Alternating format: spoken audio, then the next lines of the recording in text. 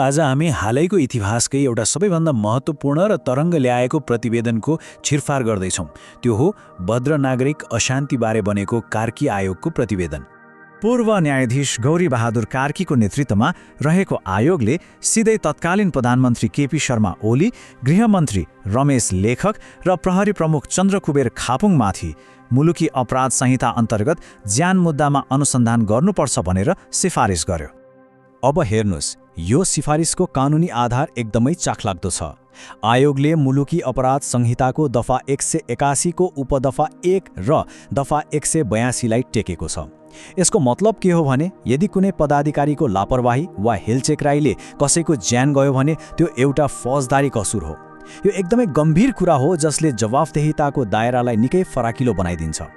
कुरा यतिमा मात्रै सीमित छैन। प्रतिवेदनले सुरक्षा र प्रशासनिक संयन्त्रको पुरै चेन अफ कमान्डमा रहेका अरू पनि प्रमुख अधिकारीहरूलाई उनीहरूको भूमिकाको लागि जवाफदेही बनाउन खोजेको देखिन्छ। त्यसो भए आयोग यति गम्भीर निष्कर्षमा आखिर कसरी पुग्यो त? आउनुहोस्, अब आयोगले औल्याएका प्रमाण र कमजोरीहरूलाई एक एक गरेर हेरौँ। आयोगले खास गरी दिउँसो 12:30 देखि 4:30 बजेसम्मको त्यो 4 घण्टाको समयलाई केलाएको छ। उसको ठहर के छ भने, यो अवधिमा गोली चल्नबाट रोक्न नसक्नु भनेको शीर्ष नेतृत्वदेखि फिल्डमा खटिएको कमान्डरसम्मको चरम लापरवाही र गैर जिम्मेवारीपन थियो। र यसले के देखाउँछ भने, यो घटना कुनै एउटा गल्तीले भएको होइन, बरु यो त असफलताहरूको एउटा लामो श्रृङ्खला थियो।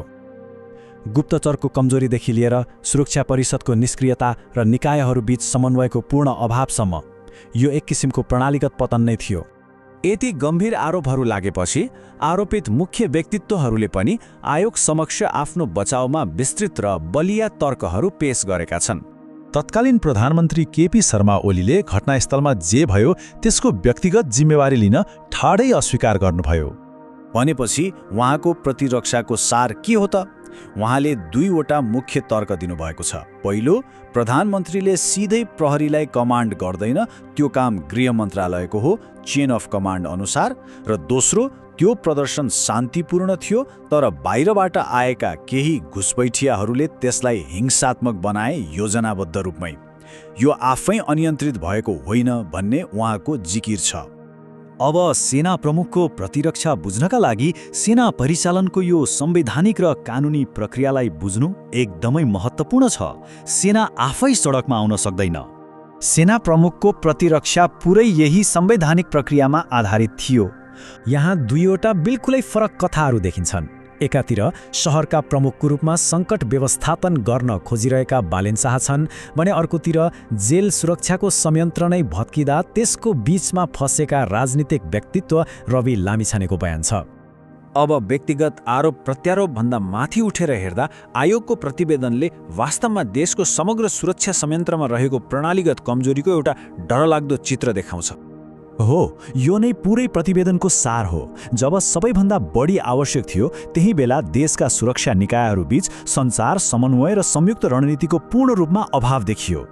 आयोगले खाली दोष मात्र देखाएको छैन, उसले भविष्यमा यस्तो दुःखद घटना फेरि नदोहोरियोस् भनेर एउटा स्पष्ट मार्गचित्र पनि दिएको छ।